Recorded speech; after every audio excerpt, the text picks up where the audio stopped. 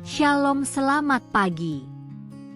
Hari ini, Jumat 19 September 2025. Bacaan Alkitab terdapat pada yang pertama, Yakobus 2 ayat 5-13. Dan yang kedua, Bilangan 22 ayat 21-41.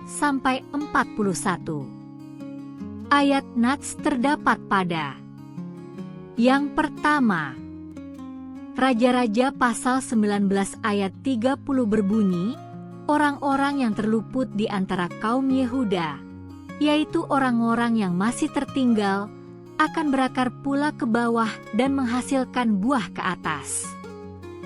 Dan yang kedua, Yohanes pasal 15 ayat 4 berbunyi, Yesus berkata, "Tinggallah di dalam aku dan aku di dalam kamu." Sama seperti ranting tidak dapat berbuah dari dirinya sendiri, kalau ia tidak tinggal pada pokok anggur, demikian juga kamu tidak berbuah, jikalau kamu tidak tinggal di dalam aku. Renungan berjudul, Jangan menjadi ranting kering.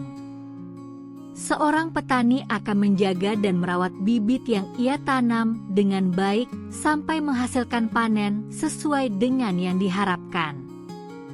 Segala cara dan upaya akan dilakukannya untuk menjaga bibit itu tetap mengalami pertumbuhan. Layaknya seorang petani, demikian juga Allah menjaga dan merawat bangsa Israel yang sedang berada dalam kepungan bangsa Asyur di dalam kota Yerusalem. Bangsa Asyur yang dipimpin oleh Raja Sanherib mengira mereka telah meraih kemenangan.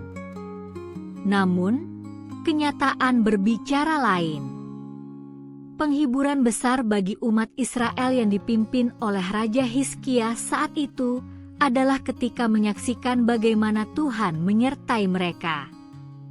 Tuhan memberikan kemenangan besar kepada bangsa Israel, bahkan berjanji bahwa meskipun terjadi kehancuran, namun mereka akan mengalami pemulihan. Pemulihan itu ditandai dengan hidup yang semakin berakar di dalam Tuhan dan menghasilkan buah. Janji ini tidak hanya berlaku bagi bangsa Israel, tetapi juga kepada setiap orang yang percaya kepada Tuhan.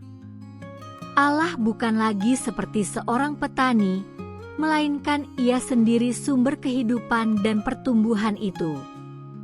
Hidup orang percaya diumpamakan seperti ranting pohon anggur.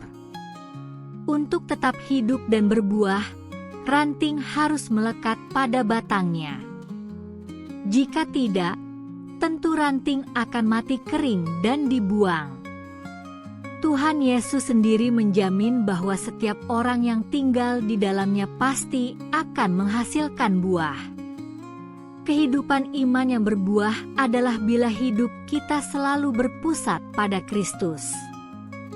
Hanya dengan bertumbuh di dalamnya lah kita bisa memahami bahwa setiap peran, pekerjaan, pelayanan atau apapun yang kita lakukan di dunia hanyalah untuk kemuliaan Sang Pencipta. Hendaknya segala sesuatu yang kita lakukan dibarengi dengan penghayatan bahwa kita sedang melekat pada pokok anggur itu. Maka fokus kita bukan lagi semata-mata untuk kemuliaan diri dan kepuasan orang lain, namun kita diajak untuk memaknai setiap peran dan tanggung jawab kita saat ini sebagai panggilan untuk melakukan kehendak-Nya. Doa, kami mau terus melekat kepadamu ya Tuhan, sehingga kami menghasilkan buah-buah yang dapat dinikmati oleh setiap orang untuk kemuliaan nama-Mu. Amin. Ditulis oleh Pendeta Nyoman Ayu Suryatininghati. Salam bumi bersukacita dalam damai sejahtera. Terima kasih.